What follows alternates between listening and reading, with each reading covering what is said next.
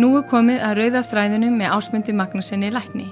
Með bókina Blóðsáttmálinn eftir Sten Nilsson kennara til hliðsjónar gerir Ásmundur leit að rauða þræði Biblíunnar. Hann tekur okkur inn í fortíð Ísraelsmanna og rannsakar hefði þeirra og fórnarathafnir. Hér umsjónarmaður þáttarins, Ásmundur Magnússon.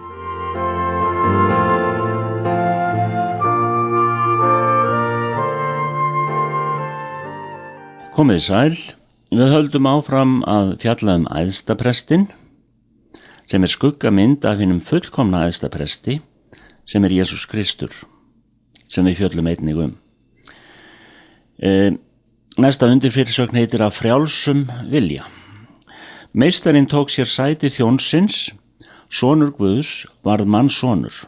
Drottin dýrðarinnar byrjaði líf sitt á jörðinni á meðal dýrana í fjárhúsinu. Hann lét konu fæða sig og lét setja sig undir lögmálið sem hann var komin til að uppfylla til að geta komið fram sem talsmaður allra frammi fyrir Guði, í tjaldbúðinni sem ekki með höndum gjörð. 30 hóf hann þjónustuna. Fyrsta verk hans var að láta Jóhannes skírara skíra sig. Þannig samsamaði hann sig æðstapresti gamla sáttmálans sem á tákgrænan hátt þvoði sér upp úr vatni daginn sem hann vígðist inn í preststjónustuna. Jesús þurfti ekki á þessari hreinsun að halda. Hann gilti það sem hann seinna sagði sig, ég helga mig fyrir þá svo að þeir séu einnig helgaðir í sannleika. Og það Jóhannes 17 og 19. Jesús var alveg réttlátur og þekkti ekki synd. Þess vegna þurfti hann ekki að fórna neinu fyrir sjálfan sig eins og æðstiprestur gamla sáttmálans. Hann fórnaði sjálfum sér fyrir okkur. Því þann sem þekkti ekki synd, gjörði hann að synd vor vegna til þess að vér skildum verða réttlæti Guðs í honum, segir Páll í 2. Korinthubréfi 5:21 og sjá einnig Hebreabréfi 9:26.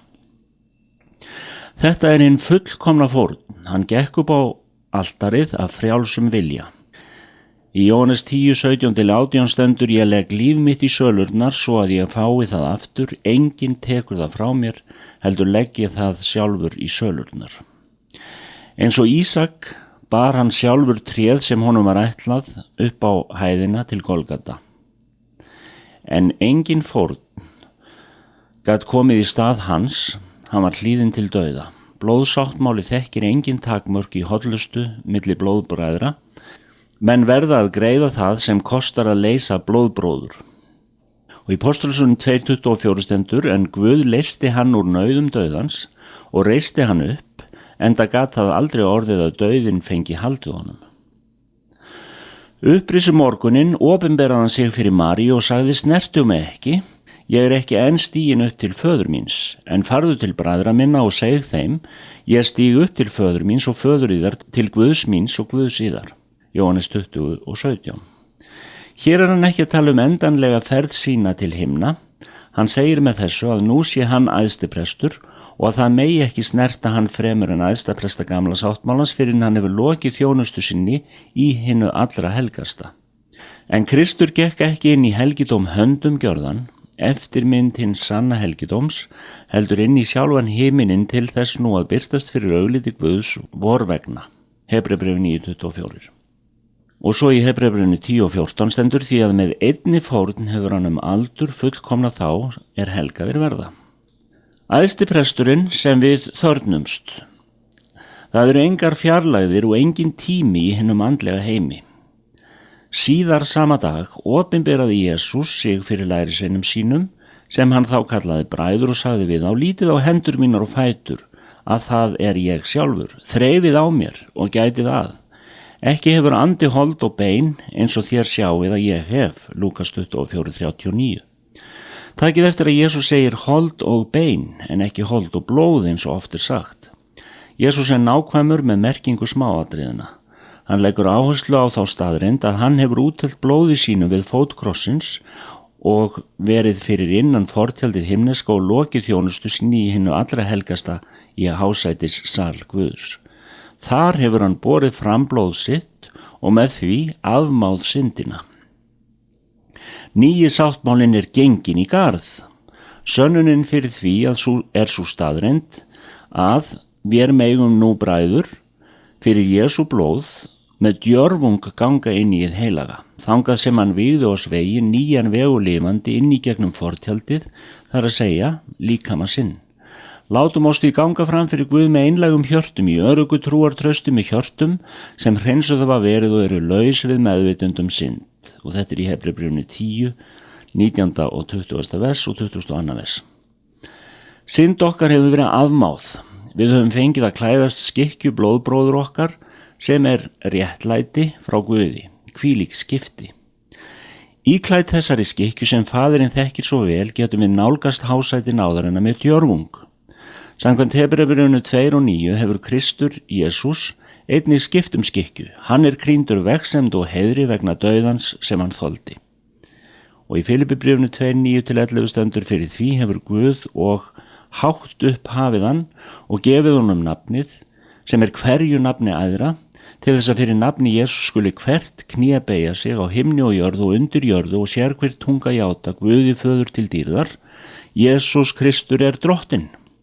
Jesús lifir núna við hægri hlið föðurins. Hann æðsti presturinn sem við þörnumst.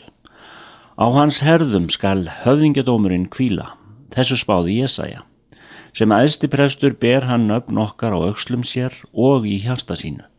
Guð samþykir okkur í æðsta presti okkar. Já, hann æðsti prestur allra þeirra sem játa hann sem frelsara og drottinn og hrópa á blóð hans til hreinsunar. Þetta það stærsta og heilagasta sem hefur gerst í okkar þágu. Þess vegna hefur það einnig mjög alvarlegar afleiðingar að samþykja ekki Jesú sem talsmann sinn frammi fyrir Guði.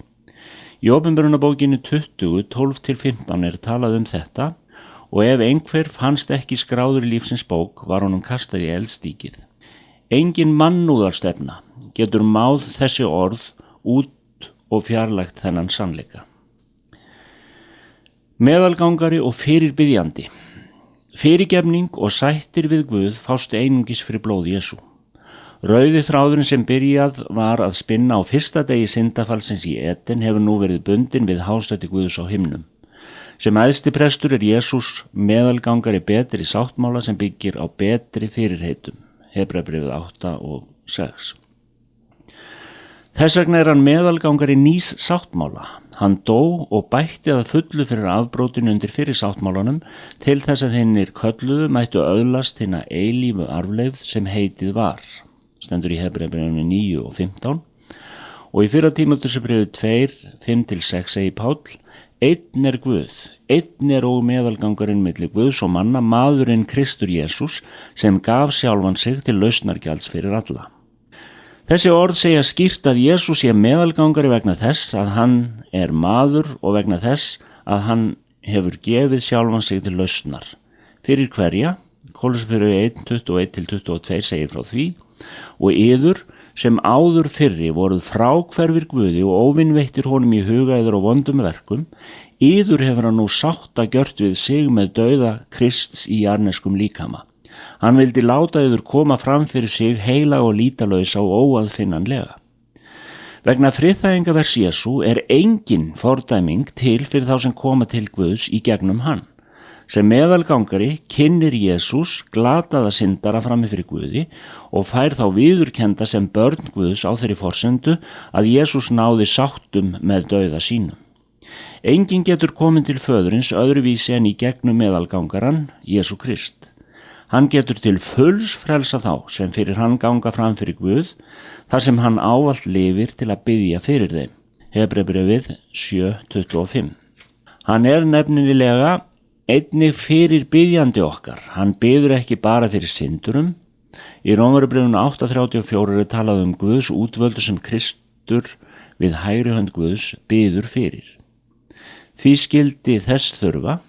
Jú, í sama kafla talað ákæranda og fordæmingu og það talað þjáningu, þrengingu, hungur og nekt og háska og sverð. En Jesús við hægri hönd Guðs og hann biður fyrir oss. Það einnig aðrar ástæður fyrir því að börn Guðs þurfa á fyrirbænum Jesú að halda. Í Rómarbréfinu 12:2 hinni trúuðu hvattir til að hegða sér eigi eftir öld þessari, heldur að vera umhugað endurnýjun hugarfarsins, svo að þeir geti reynt hver sé vilji Guðs. Eftir að andinn hefur fæðst að nýju verður sálin áfram fyrir sterkum áhrifum að eðli heimsins. Hinni trúuðu eiga í erfiðleikum með bæði hugsanir og tilfinningar sem fá viljan til að stjórna lífinu óskynsamlega. Andinn endurfæddi eins og barn sem á erfitt með að nýta sér eiginleika líkamans sér til gagns. Ég þakka ykkur fyrir hlustunina í dag og við höldum áfram næst og fáum að heyra hvaða lausnir á þessu vandamáli. Ásmundur Magnússon læknir stjórnaði þættinum Rauði þráðurinn. Bókin Blóðsáttmálinn er skrifið af Sten Nilsson kennara við Biblíuskólann Livets Ord í Svíþjóð. Fylgstu með aftur í næstu viku en þá tekur Ásmundur upp Rauða þráðinn þar sem frá var horfið.